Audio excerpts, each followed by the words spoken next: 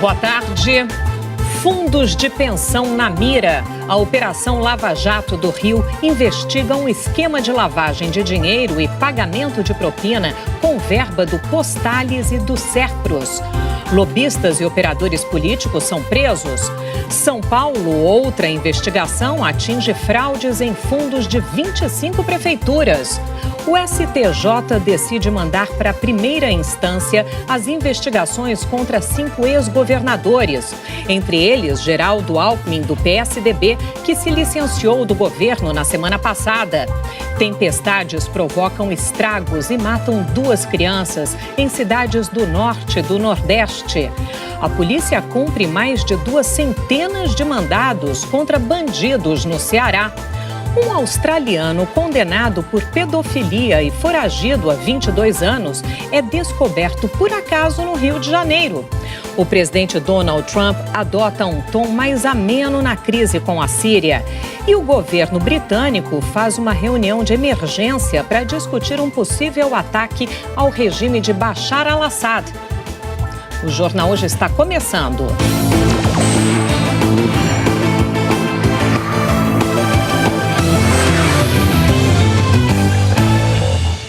O braço da Lava Jato, no Rio de Janeiro, realizou hoje a Operação Rizoma, com o objetivo de prender lobistas e operadores de políticos que fraudavam fundos de pensão de funcionários públicos.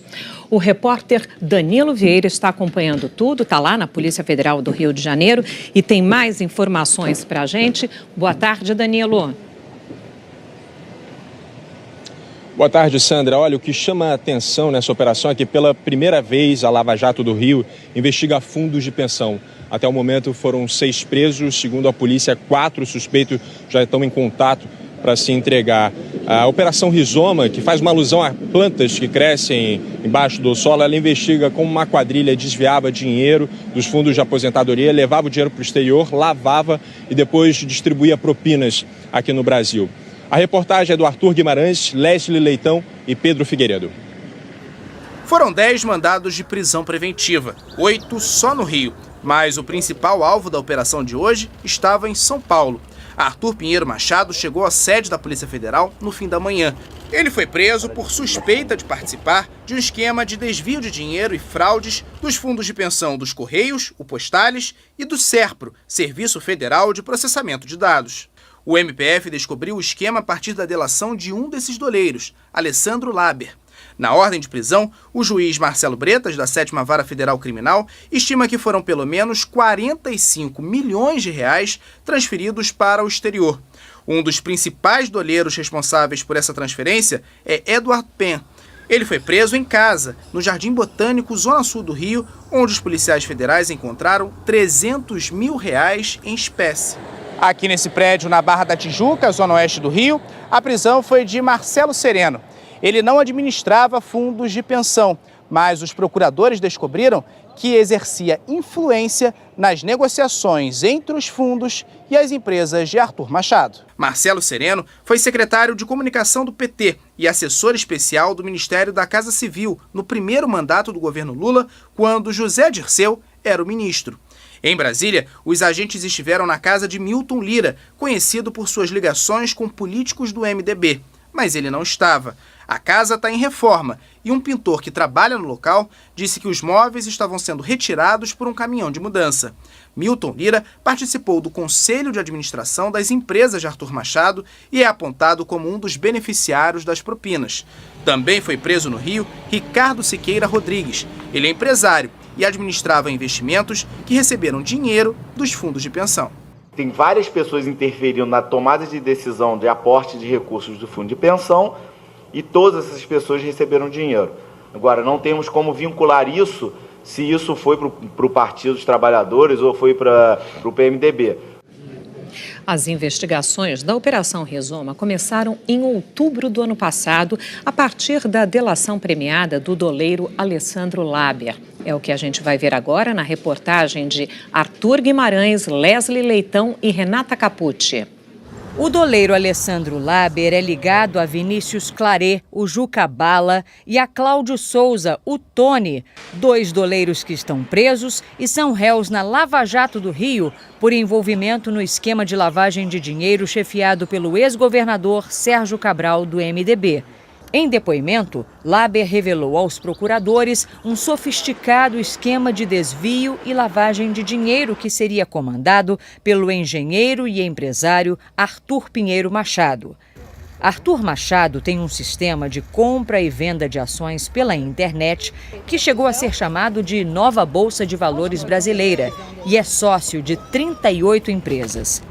Segundo o Ministério Público Federal, as empresas dele tinham alta lucratividade associada à captação de recursos com fundos de pensão, entre eles o Postales e o Serpros.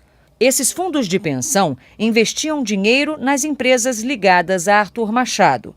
O empresário é suspeito de desviar e enviar parte desses recursos para o exterior por meio de contratos de câmbio oficiais ou de transações comerciais fictícias. Fora do Brasil, Edward Penn, um dos operadores financeiros do esquema, usava contas bancárias e transferia o dinheiro para os doleiros Juca Bala e Tony. O dinheiro voltava para o Brasil em espécie e servia para corromper políticos e pessoas ligadas aos fundos de pensão.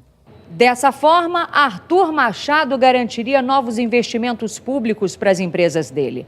De acordo com os procuradores, o empresário teria recebido pelo menos quase R$500 bilhão dos fundos de pensão, cerca de 421 milhões do Postales e 72 milhões do Serpros. Um dos sócios de Arthur Machado é o lobista Milton Lira, investigado por suspeita de envolvimento com parlamentares do MDB em Brasília, como o senador Renan Calheiros. O Ministério Público Federal apurou que Lira movimentou US$1 milhão usando o esquema. Segundo as investigações, Milton Lira atuaria como operador financeiro pagando propina para a captação de recursos do Postales.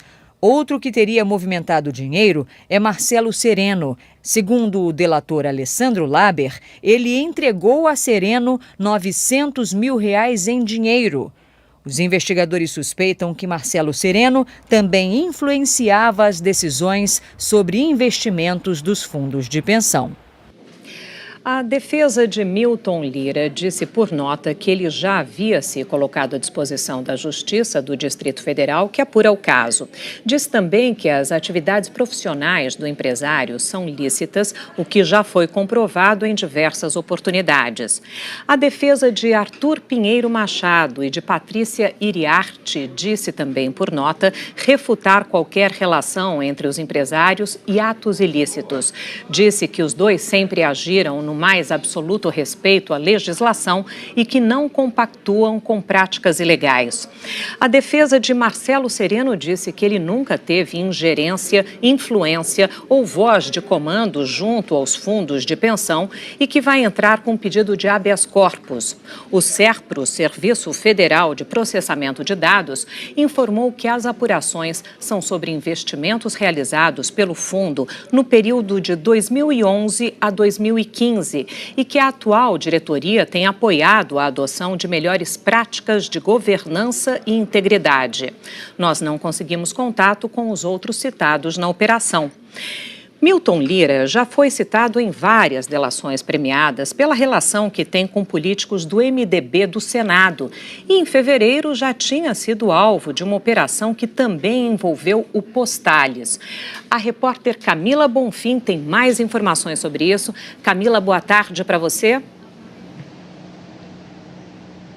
Oi, Sandra, boa tarde para você, boa tarde a todos. Olha, isso mesmo, ele tem um histórico conhecido pela Lava Jato desde o início da operação em 2014 e também é suspeito em outras investigações. O Milton Lira, segundo a defesa, ele vai se apresentar hoje à Polícia Federal em São Paulo. Lembrando, como a gente acompanhou na cobertura, tinha um mandado de prisão aqui em Brasília, ele não foi encontrado nesse endereço e a defesa informou que ele estava em São Paulo e agora vai se apresentar para que essa prisão de fato seja cumprida.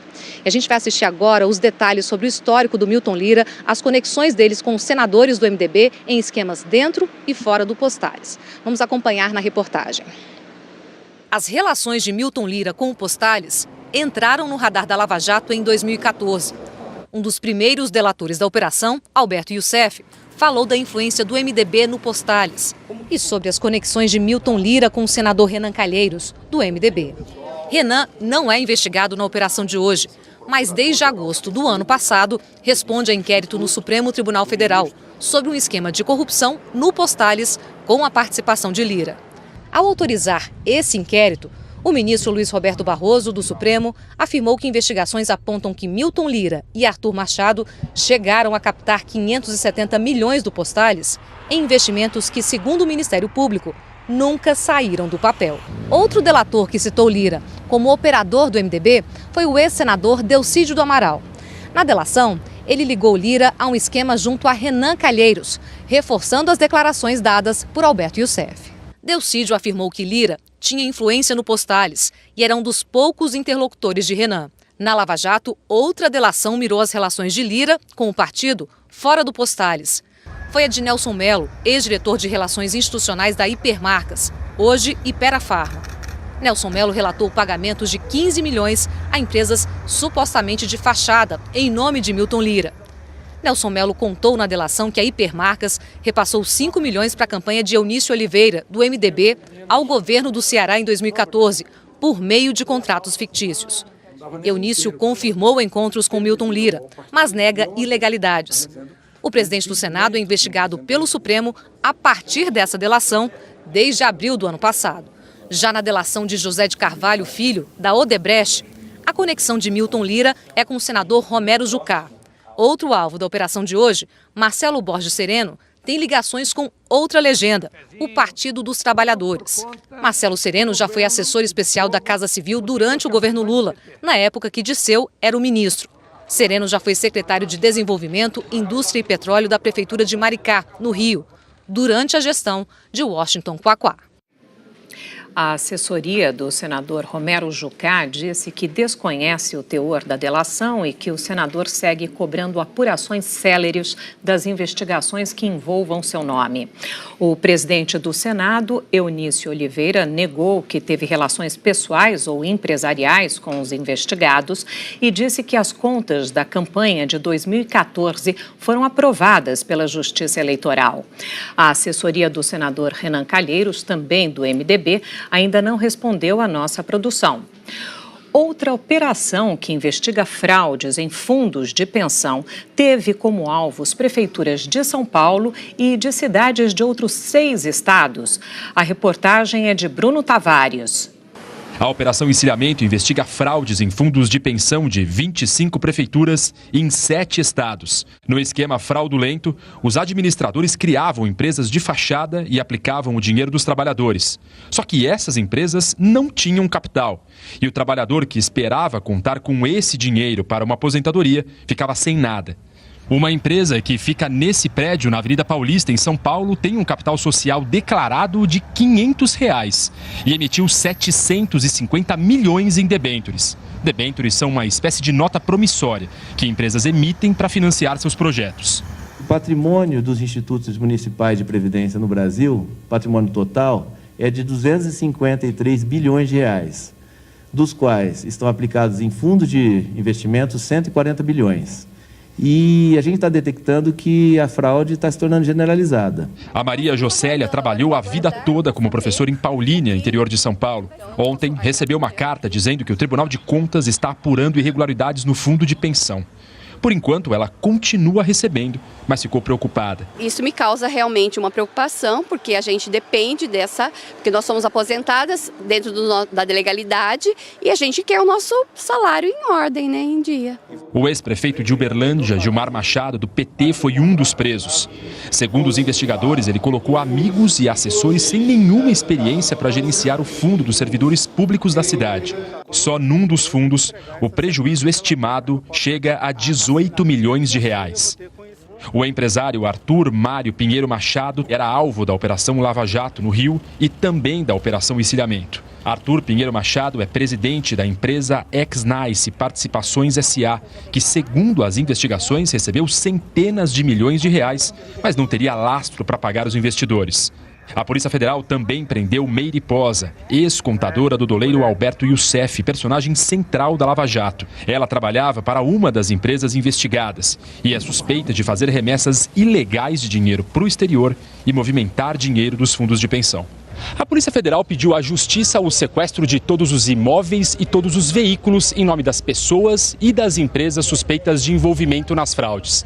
Os investigadores também querem o bloqueio imediato de contas bancárias e investimentos para garantir que os aposentados e as prefeituras sejam indenizados. A defesa do ex-prefeito de Uberlândia, Gilmar Machado, do PT, disse que ele está tranquilo porque não possui qualquer envolvimento com atos ilícitos praticados por terceiros e que tem convicção de que é vítima de uma perseguição política. Também, nesse caso, a defesa de Arthur Mário Pinheiro Machado disse que o empresário sempre agiu respeitando a lei e não compactua com práticas ilegais. Nós não conseguimos contato com a defesa da empresa suspeita de emitir mais de 700 milhões de reais em debêntures, nem com os advogados de Meire Posa. O fundo de pensão é uma opção de investimento que o trabalhador só vai receber lá na frente, quando se aposentar. Hoje, o Brasil tem 307 fundos de empresas privadas e estatais. A reportagem é de Filippo Mancuso. Os fundos de pensão nada mais são do que planos de aposentadoria complementar. Funciona assim: os trabalhadores e a empresa fazem contribuições para um determinado fundo de pensão. Aí, os administradores desse fundo investem o dinheiro dos contribuintes, por exemplo, em imóveis, ações e renda fixa, tudo dentro das regras estabelecidas pelo Banco Central. Quando esse trabalhador se aposenta, recebe de volta o que pagou, com juros e correção. Você está contribuindo, ou muitas vezes é a própria empresa que contribui para lá na frente você ter um recurso ou adicional ao que você já tem da entidade pública, do INSS, ou você ter simplesmente o seu benefício completo da entidade de previdência, no caso pública, né? Os fundos de pensão podem ser a garantia de uma aposentadoria mais tranquila quando bem administrados pelos gestores desses planos, o que nem sempre acontece. Segundo a Superintendência Nacional de Previdência Complementar, que administra os fundos de pensão em todo o país, o déficit desses planos no Brasil passa dos 42 bilhões de reais. Problema com governança, há também questões de mau direcionamento desse dinheiro aos investimentos. E há também a questão de fraudes, né, que é ocasionada pela falta de controle e de fiscalização adequada. Em fevereiro, a Polícia Federal deflagrou uma operação para investigar um esquema de corrupção no Postales, o fundo de pensão dos Correios. Só no Postales, o desfalque é de quase 6 bilhões de reais. Esse dinheiro é investido ao longo de muitos anos de trabalho, né, geralmente de 25, 30, 35 anos de trabalho, e quando o trabalhador, enfim, vai usufruir da sua aposentadoria, vai se afastar definitivamente do mercado, é surpreendido com um rombo no seu fundo e com a perspectiva de eventualmente não vir a receber esse dinheiro. Em fevereiro, durante a Operação Pausari, o Postales disse que tinha todo o interesse de que os fatos fossem esclarecidos. Hoje, nós não conseguimos contato com os dirigentes do fundo de pensão. Vamos continuar falando de corrupção, mas em outro caso, o empresário Marcelo Odebrecht prestou um novo depoimento ao juiz Sérgio Moro ontem em Curitiba. Foi em uma das ações em que o ex-presidente Lula é réu na Operação Lava Jato. A reportagem é de Ana Zimmermann. A defesa do ex-presidente Lula pediu para fazer novas perguntas para Marcelo Odebrecht porque o empresário apresentou novos e-mails relacionados ao processo. Marcelo já tinha sido ouvido sobre o caso em setembro do ano passado. Essa ação apura se o apartamento vizinho ao de Lula, em São Bernardo do Campo, e o terreno em São Paulo, onde seria construída a nova sede do Instituto Lula, foram pagos pela Odebrecht como propina ao ex-presidente. Mas logo na abertura da audiência, o advogado de Lula disse que a defesa não faria as perguntas porque não teve acesso ao conteúdo do computador de Marcelo Odebrecht. O juiz Sérgio Moro reclamou. Eu acho que é um pouco uma brincadeira da defesa. Não, brincadeira não é. A defesa apresenta uma petição com questões escritas dirigido ao senhor Marcelo Odebrecht, pedindo que sejam respondidas.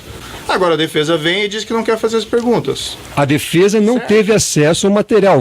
Depois de ter saído da prisão em dezembro, Marcelo Odebrecht, réu e delator no processo, começou a analisar e-mails que estavam em um computador pessoal dele. Quantos e-mails o senhor analisou, senhor Marcelo? Olha, eu já devo ter encaminhado mais de 3 mil e-mails, entendeu? Eu digo para o senhor o seguinte, é melhor que a defesa Lula fique com os e-mails, porque quanto mais eu vou, mais complica a vida dele. O processo começou no final de 2016. Já foram ouvidas todas as testemunhas e os réus. Também foram feitas perícias no sistema de informática da Odebrecht e nos recibos de aluguel do apartamento.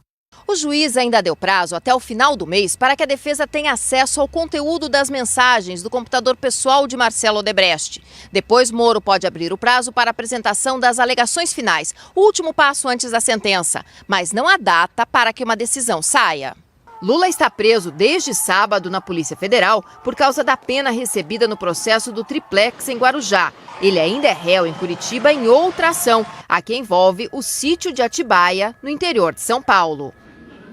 Em nota, o advogado do ex-presidente Lula, Cristiano Zanin Martins, disse que o computador de Marcelo Odebrecht está em posse do Ministério Público Federal e da Polícia Federal desde 2015 e que não foi apresentada qualquer mensagem ou documento que indique a prática de um ato ilegal pelo ex-presidente Lula. Houve essa história, um australiano condenado por pedofilia, foragido há 22 anos, foi descoberto por acaso no Rio de Janeiro. Ele foi uma das pessoas feridas no atropelamento de Copacabana em janeiro e está em coma. A reportagem é de Lília Teles. As informações foram publicadas pelo maior jornal da Austrália, com a manchete Christopher John Gott, foragido há 22 anos e agora em coma no Rio. Segundo The Australian, Gott fugiu do país depois que obteve liberdade condicional. O australiano foragido está internado aqui no Hospital Miguel Couto desde o acidente. Ele sofreu várias fraturas e ainda inspira cuidados. Entre os documentos, o passaporte dele trazia o nome de Daniel Phillips, mas esse nome não constava na anotação de entrada de estrangeiros no Brasil. A Polícia Federal, então, enviou as digitais de Daniel para as autoridades australianas. Foi quando foi descoberta a verdadeira identidade e a situação ilegal de fugitivo da Justiça. A Secretaria Municipal de Saúde informou que o australiano não tem condições clínicas de ser transferido. Christopher Gott estava entre as 18 pessoas atropeladas no calçadão de Copacabana em janeiro. No acidente, uma bebê de 8 meses, Maria Luíse de Azevedo, morreu. O motorista que dirigia o carro, Antônio Anaquim, responde ao processo em liberdade. No Ceará, 11 pessoas foram presas numa operação integrada das polícias contra o crime organizado. 100 mandados de prisão e 150 de busca e apreensão estão sendo cumpridos. Criminosos que já estão em cadeias também foram alvos de novos mandados. Os suspeitos presos de manhã foram levados para a delegacia de Caucaia, na região metropolitana de Fortaleza, para prestar depoimento. Entre eles estão chefes de facções que comandam o tráfico de drogas e ordenam assassinatos. A Cracolândia, no centro de São Paulo, viveu ontem à noite mais um capítulo de confusão e violência. Veja na reportagem de Graziela Azevedo. Juntar os cacos foi a tarefa da manhã na agência bancária que teve vidros e porta interna quebrados. Na mesma grande avenida do centro, a Duque de Caxias, muito lixo foi recolhido, resultado de uma batalha. Tudo isso é rescaldo de mais uma noite de confronto entre a polícia e usuários de crack que ocupam o centro de São Paulo. A confusão ontem começou depois das 8h30 da noite. Lâmpadas foram quebradas e fogo ateado nas ruas. Grupos enormes de usuários circulavam de um lado para o outro. A Guarda Civil pediu reforço. A Polícia Militar chegou com escudos e bombas. O confronto desviou ônibus e fechou ruas. Voltar para casa ficou difícil e assustador. O ônibus parou, mandou todo mundo descer lá embaixo depois do viaduto, porque ele falou que estava tendo uma confusão aqui no centro e que a gente tinha que descer e vimos andando. E agora como que a gente vai embora para casa? Essa lotérica foi invadida e roubada. As câmeras de segurança dessa loja gravaram um grupo que usava barras de ferro para arrombar e roubar. O dono desabafou.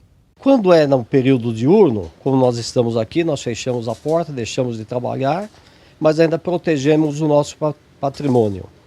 Agora, hoje tivemos essa surpresa à noite. O drama que afeta moradores e comerciantes e destrói a vida dos dependentes parece sem fim. Ideias não faltaram: dar trabalho para os usuários, a polêmica internação compulsória e a tentativa de dispersar a massa de usuários fazendo limpezas diárias na região. Mas confrontos como o dessa noite mostram que há pouco resultado. A Cracolândia, o fluxo seguem no centro de São Paulo. Uma pessoa ferida no confronto permanece internada e 6 foram presas. O hospital não informou qual a identidade dessa pessoa ferida, nem o quadro de saúde dela. A prefeitura disse que já realizou mais de 75 mil atendimentos na Cracolândia até março. Em outubro, os brasileiros vão às urnas para escolher deputados, senadores, governadores e o presidente da República. Que Brasil você quer para o futuro? Começamos hoje com a mensagem da Sônia de Guimarães, Minas Gerais. Meu nome é Sônia Maria, sou de Guimarães, Minas Gerais. O Brasil que sonho, o Brasil que quero é um Brasil justo, um Brasil com igualdade, sem racismo e um Brasil sem fome. Eu sou Jolival Guedes, aqui de Gararu, estado de Sergipe. Estou aqui à margem do Rio São Francisco, ou o que restou dele. O Brasil que eu espero para o futuro é um Brasil com políticos mais dignos do voto de cada um de nós. E que essa população brasileira, enfim, aprenda a votar e a escolher melhor os seus representantes. Meu nome é Paulo, sou de Arraias, Tocantins, e o país que eu quero para o futuro é um Brasil com mais espaço de lazer para a juventude. Porque a única esperança que ainda temos de um Brasil melhor é a juventude que pode nos dar. Meu nome é Talgani Debon Nunes. Sou de Mariana Pimentel e o Brasil que eu quero para o futuro é que seja igual a essa pedra, equilibrado. Sou o Levir Dal Santo de Alvorada do Oeste, Rondônia. Quero um país honesto, da justiça e das reformas, mas que respeite o direito de cada um. Sou Expedito Silva de Tejuçuoca, Ceará. E o Brasil que eu quero agora é um Brasil que dê valor a cada um professor espalhados em cada escola. E que o salário de esmola tenha seu valor trocado. Que o valor de um deputado seja pago a esse guerreiro que é orgulho brasileiro tão mal remunerado. Que a nossa educação seja vista toda hora. Que abramos mais escolas para não construir prisão. Que essa tal corrupção que é construída no escuro nunca ultrapasse esse muro. E é só isso que espero. Esse é o Brasil que eu quero. Meu país tem sim futuro.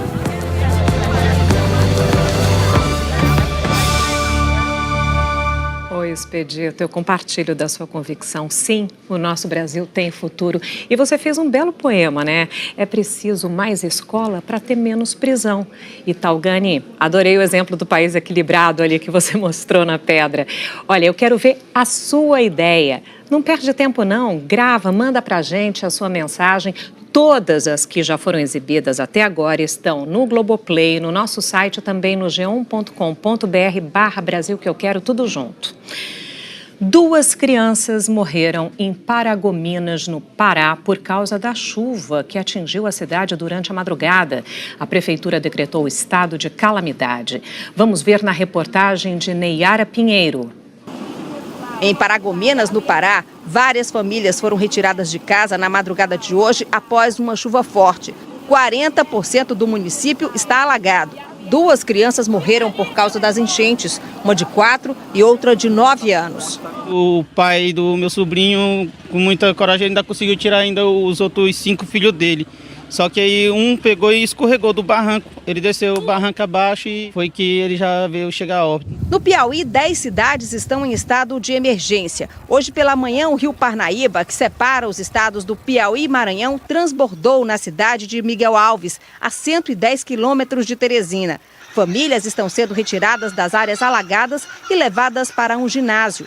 A situação é preocupante também em Luzilândia. De acordo com o Serviço Geológico do Brasil, faltam apenas 10 centímetros para o Parnaíba atingir a cota de inundação. Estamos indicando que não está dando mais por água não, que já está dando, é muito fundo já. Em José de Freitas, a barragem do Bezerro corre o risco de romper. Cerca de 250 famílias foram retiradas da área de risco. No sul do estado, os produtores têm dificuldades de escoar a safra recorde. Aqui no Piauí, nesse primeiro trimestre do ano, já choveu mais de 26% acima da média para o período. Foram 800 milímetros de chuva, a maior quantidade já registrada nos últimos 10 anos. Em Teresina, o nível dos 2 rios que cortam a cidade subiu. O rio Parnaíba já atingiu a cota de atenção. A tendência é que continue por até maio, sendo que agora em abril, pelo menos para o norte do Nordeste, ela começa a diminuir. Mas no leste do Nordeste ela deve ainda permanecer. Mas para o estado do Piauí, nossas chuvas devem se estender até maio. No Maranhão, já são 5 municípios em estado de emergência. Quase 400 famílias tiveram de deixar suas casas. Segundo o Núcleo de Meteorologia da Universidade Estadual do Maranhão, a chuva está acima da média e a previsão é de mais chuva forte até o fim do mês. No Rio Grande do Norte, choveu em 10 dias, quase a metade do previsto para o mês todo. Em algumas cidades, rios transbordaram, barragens se romperam e estradas foram interditadas. O índice pluviométrico registrado em Pernambuco chegou a 322 milímetros desde a última sexta. A média histórica é de 326. A pergunta para Eliana Marques é essa: qual é a previsão para essas regiões?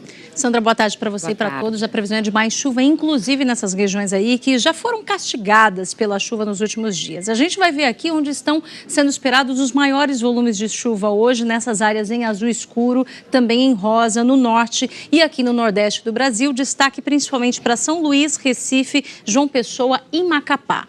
Em Macapá já choveu muito de madrugada, também hoje de manhã, e no sul do estado, lá no Amapá, um rio transbordou, cobriu uma ponte, inclusive por aqui, por essa área não passam veículos há 4 dias.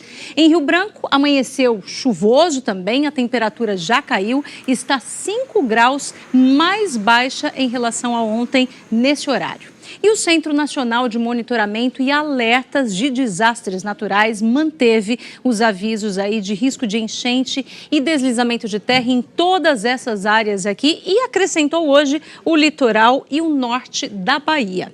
Como se não bastassem os problemas causados pela chuva, a situação dos reservatórios no Nordeste continua crítica. De um total aqui de 487 reservatórios, 287 estão com nível baixo. A chuva não está caindo onde precisa, Sandra. Para as outras regiões, qual a previsão? O tempo já está mudando lá no sul do país, tem uma frente fria chegando ao Rio Grande do Sul, previsão de chuva na maioria das regiões gaúchas, menos ali mais ao norte do estado, tempo firme também em Santa Catarina, Paraná, grande parte de São Paulo, do Rio, de Mato Grosso do Sul e aqui no oeste da Bahia. Nas outras áreas, Espírito Santo, Minas, Goiás, Mato Grosso, pancadas de chuva agora à tarde. Agora, com chuva ou sem chuva, continua abafado em praticamente todo o país, máxima de 34 graus em Porto Alegre, 29 em Curitiba, 30 em São Paulo, 31 no Rio, 34 em Cuiabá e 36 graus lá em Boa Vista. Amanhã, sexta, mais temporal entre o norte e o nordeste do Brasil, com chuva a qualquer hora do dia, principalmente no Acre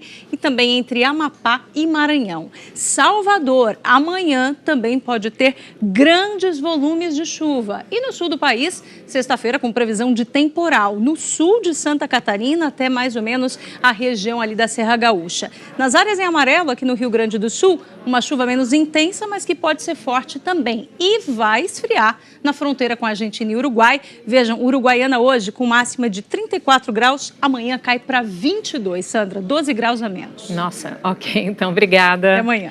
A seguir, o presidente Michel Temer marca uma viagem de emergência a São Paulo para discutir os avanços das investigações do inquérito dos portos, que tem amigos dele como réus na justiça. Donald Trump diminui o tom das ameaças à Síria e o governo britânico se reúne para discutir um possível ataque ao país do ditador Bashar al-Assad. A gente volta já.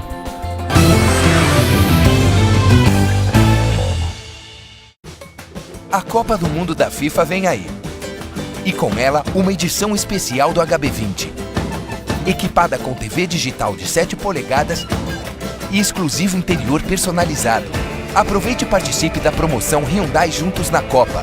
Faça um test drive e concorra um HB20 série especial, viagens e ingressos para a Copa do Mundo. Porque juntos a gente faz mais bonito. Hyundai. A gente não joga sozinho.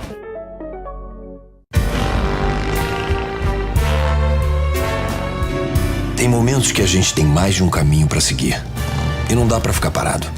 Com a gestão do meu patrimônio, é a mesma coisa. E é aí que eu conto com o Bradesco Prime. Lá eu cuido dos meus investimentos e conto com especialistas que montam comigo uma carteira ideal para o meu perfil e momento de vida. Solidez e expertise.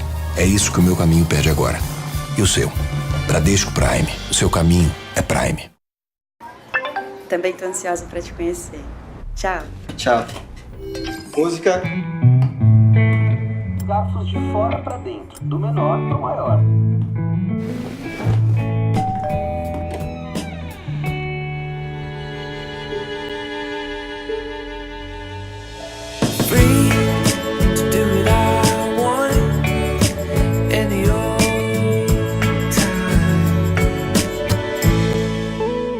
O Festival Nissan voltou com ofertas imperdíveis e parcelas que cabem no seu bolso. Nissan Kicks 2018, o SUV mais desejado, agora com parcelas de apenas R$ 554. Nissan March 1.6 com câmbio automático CVT grátis e pequenas parcelas de R$ 459. E ainda tem Nissan Versa 1.6 2018 com parcelas de apenas R$ 499. Mas aproveite, porque o Festival Nissan é por tempo limitado. Passe em uma concessionária. Quem testa, compra Nissan. Alô, São Paulo! Pode rir, porque hoje o seu vídeo show vai comemorar o Dia do Humorista. Vai ter homenagem ao mestre dos mestres, Chico Anísio, no Memória Nacional. Além de histórias incríveis no nosso festival 30 anos da TV Pirata. Sabe o que mais? Sandy solta pelos estúdios Globo, atrás da sua comadre Fernanda Rodrigues. É o vídeo show dessa quinta-feira, gente. Ao vivo, depois do Jornal Hoje.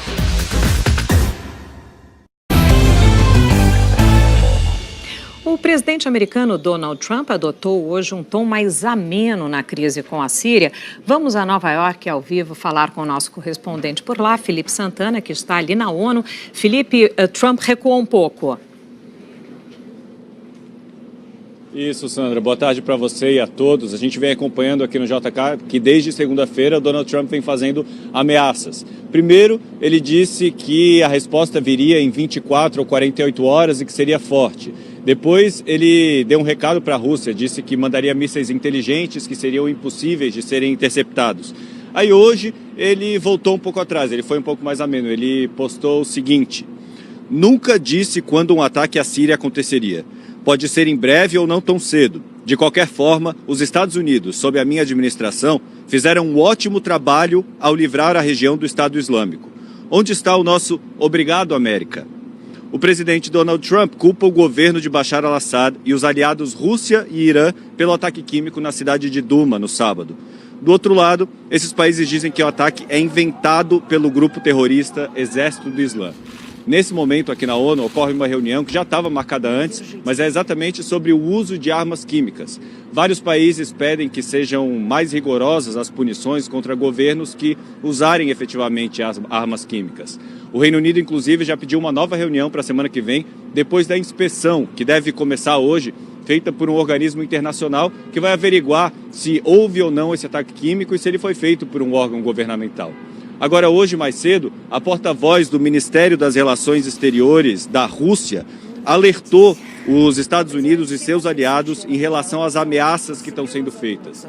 Ela disse que ninguém autorizou os líderes ocidentais a se comportarem como a polícia do mundo, Sandra. Ok, Felipe, muito obrigada. Enquanto isso, a primeira-ministra britânica, Theresa May, convocou uma reunião de gabinete para discutir a possibilidade de uma ação militar contra a Síria. Então, a gente vai para lá, ao vivo, falar com a nossa correspondente Cecília Malan, que está em frente a Downing Street, residência oficial da primeira-ministra. Cecília? Boa tarde, Sandra. Boa tarde a todos. Olha, depois de quase 3 horas de reunião, terminou agora há pouco essa reunião do governo aqui em 10 Downing Street, como você disse, Sandra, residência oficial da primeira-ministra. Theresa May e os ministros discutiram como o Reino Unido poderia participar de uma possível ação militar na Síria, mas ainda não houve uma confirmação oficial se a chefe de governo vai autorizar essa operação contra o ditador Bashar al-Assad sem passar pelo parlamento que está em recesso. Ela estava sendo muito pressionada para aguardar até segunda-feira, quando os deputados retornam. Então, a gente ainda está esperando essa confirmação.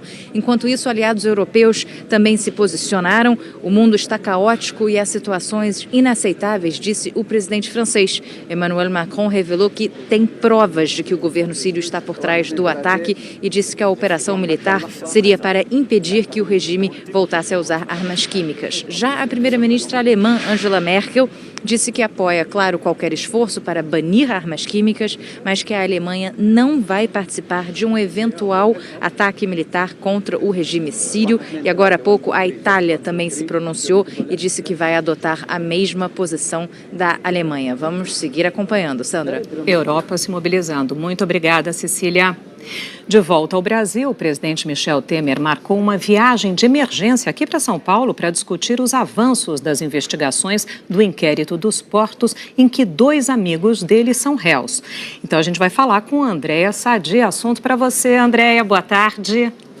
Oi, Sandra, boa tarde para você, boa tarde a todos. Olha, são 2 linhas de investigação que preocupam o presidente Michel Temer. Uma é referente àquela Operação Scala, que prendeu os amigos dele, José Yunes e também João Batista Lima Filho. Esses 2 personagens, eles inclusive viraram réus na segunda-feira após uma decisão da Justiça. A outra investigação que avançou e preocupa o presidente é exatamente o inquérito dos portos, que está aqui no Supremo. Tem o ministro Luiz Roberto Barroso como relator e investiga se o presidente Michel Temer editou um decreto em 2017 para beneficiar empresas do setor de portos. Por que essas investigações avançaram? Porque o Palácio do Planalto tem a informação de que nesta semana a Polícia Federal enviou exatamente para este inquérito dos portos material referente à Operação Scala, aquelas investigações. Então, diante desse cenário, deste novo quadro, o presidente Michel Temer marcou essa viagem hoje para São Paulo para se encontrar com seus advogados e discutir a nova estratégia jurídica. Hoje pela manhã, aqui em Brasília, Temer já discutiu essas investigações com seus principais ministros, Eliseu Padilha e Moreira Franco, lá no Palácio do Jaburu. Sandra. Ok, Andréia Sadi, muito obrigada pelas suas informações. E de manhã, lá em Brasília, o presidente Temer reuniu o novo ministério. Sem citar nomes ou situações, ele disse que questões que poderiam embaraçar o governo serviram de combustível. Quem tem as informações é Délis Ortiz. Boa tarde, Délis. Boa tarde, Sandra. Boa tarde a todos. A reunião foi rápida, pouco mais de 1 hora e a portas fechadas. O objetivo do presidente Michel Temer era alinhar discurso e ação. O alvo eram os 11 ministros recém-possados. E Temer afirmou que a essa altura do campeonato, mudanças não são razoáveis nem admissíveis. A ordem é dar continuidade a tudo que já está sendo feito. E como vem fazendo, Temer exaltou o seu governo, com destaque para os resultados positivos na economia.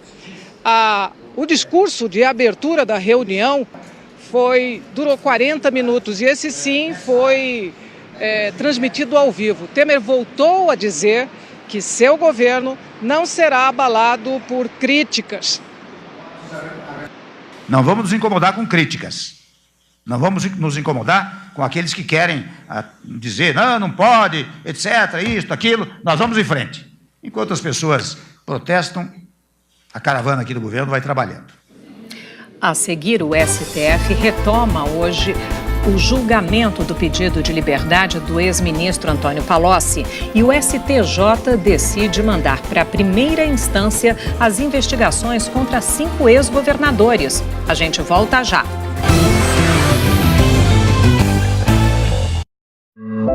Pai, você ficou vacilando com a gente, olha no que deu.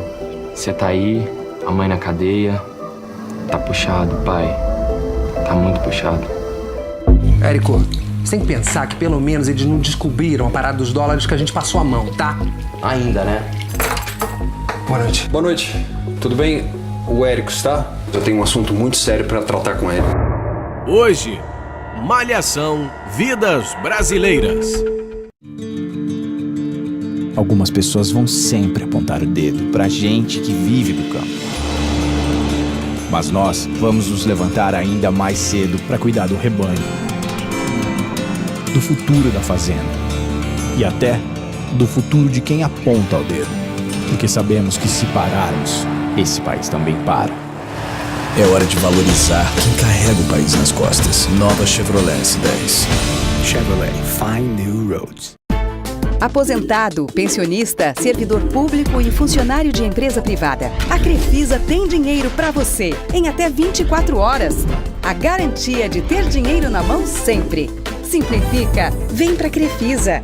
Abril, é mês de quê? Abril a gente vai pro boteco. Abril é mês de boteco. É tempo de boteco.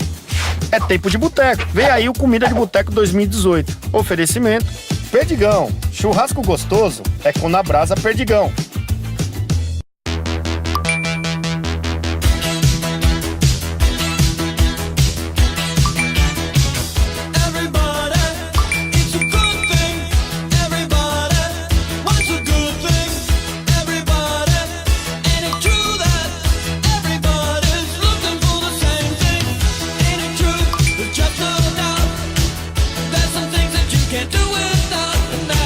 Itaú, agora com Apple Pay.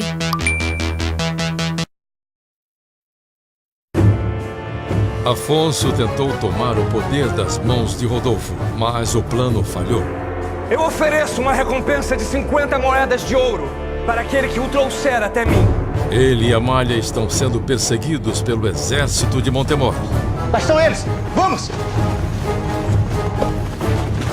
E agora, o cerco está se fechando. Vocês estão esperando alguém? Não.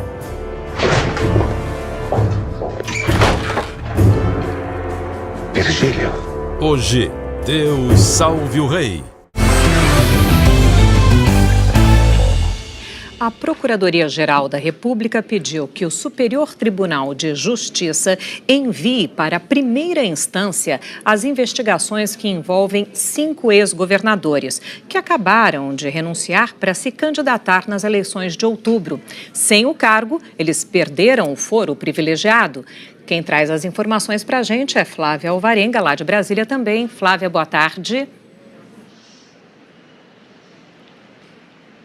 Oi, Sandra. Boa tarde a todos. No caso de Geraldo Alckmin, do PSDB, o inquérito contra ele foi enviado para a Justiça Eleitoral de São Paulo. A decisão foi da ministra Nancy Andrighi, que era relatora do processo no Superior Tribunal de Justiça. Com isso, o caso de Alckmin sai da força-tarefa. Geraldo Alckmin é investigado por Caixa 2. Durante a delação da Odebrecht, ex-executivos da empresa contaram que repassaram 2 milhões de reais para a campanha de Alckmin em 2010 e 8 milhões de reais para a campanha dele, a reeleição ao governo do estado, em 2014, dinheiro que não foi declarado à Justiça Eleitoral. Em ofício enviado à Força Tarefa da Lava Jato em São Paulo, o vice-procurador-geral da República, Luciano Maris Maia, disse que, abre aspas, não parece cabível falar-se em encaminhamento à Força Tarefa de feitos judiciais. E ele diz ainda que os fatos indicam suposta prática de crime eleitoral. Mesmo assim, o Ministério Público Federal em São Paulo ainda não decidiu se vai abrir uma investigação sobre Alckmin. Ainda não recebeu também o material daqui de Brasília. Os outros 4 governadores também vão ter os inquéritos deles, que estavam no STJ, remetidos para instâncias inferiores. Pode ser a Justiça Federal, Justiça Estadual ou Eleitoral. Isso vai depender da decisão de cada cada relator desses inquéritos no STJ. São os seguintes políticos: Beto Richa, que deixou o governo do Paraná, ele é do PSDB. Inclusive, contra ele, 2 processos que já estavam no STJ já foram remetidos para a Justiça Federal do Paraná, mas não tem relação com a Lava Jato. Depois tem o seguinte político: Marconi Perillo, do PSDB de Goiás, Confúcio Moura, de Rondônia, que é do MDB, e Raimundo Colombo, que deixou o governo de Santa Catarina e é do PSD. As investigações são em relação aos crimes de corrupção, desvio de dinheiro público, peculato, lavagem de dinheiro e infrações eleitorais. Sandra. Ok, Flávia, muito obrigada pelas suas informações. Então vamos às respostas. A assessoria de Raimundo Colombo declarou que tem todos os elementos para fazer os esclarecimentos necessários. A defesa de Confúcio Moura declarou que vai aguardar a chegada do processo na primeira instância para fazer o devido acompanhamento. A defesa de Marconi Perillo declarou que a determinação da Procuradoria-Geral da República é um procedimento normal e que segue confiando no Poder Judiciário. Beto Richa declarou que apresentará a sua defesa em qualquer instância e que está ciente de que todos os seus atos foram pautados pela legalidade. Nossa produção não conseguiu contato com a assessoria de Geraldo Alckmin. O Supremo Tribunal Federal deve concluir hoje o julgamento do pedido de liberdade para o ex-ministro Antônio Palocci. Nós continuamos em Brasília, agora com Gioconda Brasil. Boa tarde, Gioconda. Boa tarde, Sandra. Antônio Palocci foi condenado em primeira instância a 12 anos e 2 meses de prisão por corrupção passiva e lavagem de dinheiro. Está preso preventivamente e pede a liberdade num habeas corpus aqui no Supremo. Ontem, por 6 votos a 5, os ministros decidiram que não iriam analisar o pedido de habeas corpus tal como apresentado pela defesa, porque o recurso é anterior à condenação do ex-ministro pelo juiz Sérgio Moro. E isso faz com que o HC não enfrente questões colocadas nessa sentença de Moro. Ainda assim, o relator do caso, o ministro Edson Fachin, disse que analisaria se Palocci está preso em decorrência de alguma ilegalidade, o que poderia fazer com que ele, Fachin, concedesse um habeas corpus de ofício, ou seja, ainda que a defesa não tivesse apresentado o pedido corretamente. Fachin esclareceu que não encontrou nenhum tipo de ilegalidade e que, por isso, não iria conceder o habeas corpus de ofício. Foi acompanhado por outros 3 ministros, o julgamento foi interrompido e continua hoje. Sandra. Ok, Gioconda, muito obrigada. O Jornal hoje termina aqui. Você acompanha outras notícias no Jornal Nacional. Para rever as reportagens, é só ir ao Globoplay. Uma ótima tarde para você. Amanhã a gente se vê.